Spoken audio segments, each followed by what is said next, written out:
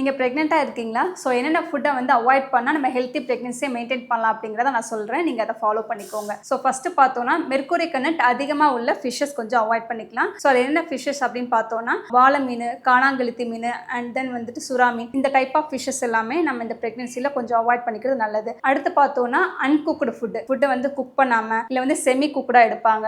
So அந்த மாதிரி எடுக்கும்போது ஃபுட் பாய்சனிங் ஆக வாய்ப்புகள் இருக்குது ப்ரெக்னென்சியில். ஸோ அதனால் அந்த டைப் ஆஃப் ஃபுட்டுமே நம்ம அவாய்ட் பண்ணிக்கிறது பெட்டர். அண்ட் தேர்டு பார்த்தோன்னா process foods, junk foods. So process foods, junk foods எடுக்கிறதுனால ப்ரெக்னென்சியில் அதிகமாக வெயிட் கெயின் ஆகிறதுக்கு வாய்ப்புகள் இருக்குது. ஸோ அதனால் அந்த டைப் ஆஃப் ஃபுட்டுமே நம்ம அவாய்ட் பண்ணிக்கலாம். நிறைய பேருக்கு இந்த டைமில் வந்து கொஞ்சம் கூல்ட்ரிங்க்ஸ் சாப்பிட்டா நல்லாயிருக்கும், ஒரு சில பேர் கிரேவிங்ஸ் இருக்கும், ஸ்வீட் சாப்பிட்டா கொஞ்சம் நல்லாயிருக்கும் அப்படின்னு.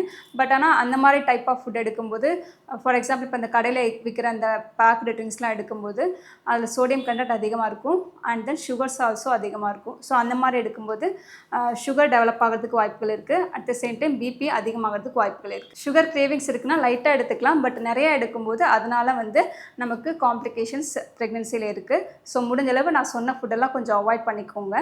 நம்ம ஹெல்த்தியாக ப்ரெக்னென்சியை மெயின்டைன் பண்ணிக்கலாம்.